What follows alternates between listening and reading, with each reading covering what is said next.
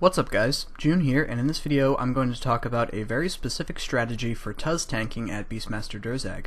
Pet tanking is by far one of the easiest roles in raids, and I have no doubt that most of you would be able to do it successfully even on your first try. However, Tuz has a few mechanics that make him particularly suited to being susceptible to DPS from the tank himself. That's going to be the primary focus in this video, so let's get right into it. When gearing up for this, we always want to be using ranged for a couple of reasons. The first is that Tuz is weakest to ranged, so we can capitalize on that by using ranged. And also, all of the pets at the Beastmaster Durzag fight are susceptible to binds and stuns, which means we can capitalize on the bonus damage on the stun boosted abilities. The extra long bind on the ranged stun abilities makes them much more suited to doing these kinds of rotations, and so we definitely want to be using ranged. For your armor, either Sirenic or Tempest works fine. In this particular instance, they're roughly equivalent DPS, because Sirenic obviously boosts your base damage, but Tempest also offers the defensive resets, and part of the strategy we're going to use is going to capitalize on Revenge, and so the extra defensive resets are going to boost our damage output. I prefer Tempest just because the extra defensive resets means you can use Devotion again as well, and that really cuts down on your supply use. You of course want a shield switch, but this is one of the few places where a defender is actually a nice choice. It's not necessarily better or worse than using a tier 90 shield alongside active Tempest armor, but it does alleviate the need to do a shield switch back and forth, though those are relatively infrequent with the strategy that I will talk about, and so it's a little bit easier on the quality of life side. The rest of the gear and inventory should be pretty much identical to any role that you're doing at raids and should be self-explanatory.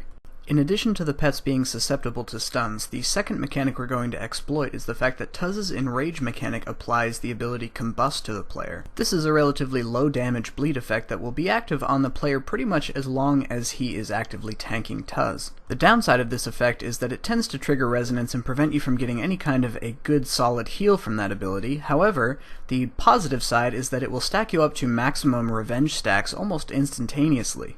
That's what gives us this three-part rotation I've designed. You can start off by doing your standard Death Swiftness and use Devotion as well as your enhanced Excalibur to deal with the incoming damage from the bleed as well as Tuz's auto attacks. This allows you to keep your offhand weapon equipped and to continue doing the stun DPS rotation to really power out the DPS. If you aren't sure how to utilize a stun DPS rotation, click on the annotation on screen to hop over to my video that explains that.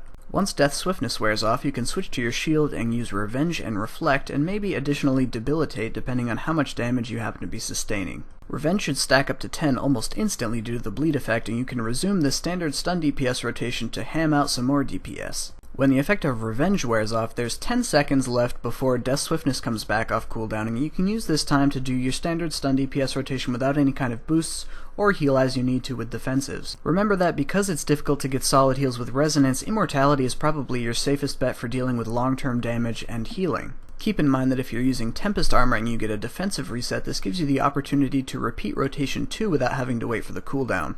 Additionally, remember that the binds that you apply to Tuz boost the entire team's damage with the relevant abilities. Check with your friends ahead of time to make sure that they're doing a stun DPS rotation as well to really annihilate these pets. This same strategy will work great for the other pets as well, though you do lose out a little bit on the Revenge due to the lack of the bleed mechanic. The only thing left worth mentioning is that if any of the pets activate their barge effect while you're doing your stun DPS rotation, the bind will prevent them from moving away from Beastmaster Durzag temporarily. This is your cue to stop using a stun DPS rotation temporarily until the bind wears off, which should be less than 10 seconds, and then lure the pet back away from Beastmaster before resuming this strategy. Thank you guys as always for watching, and I will see you in the next video.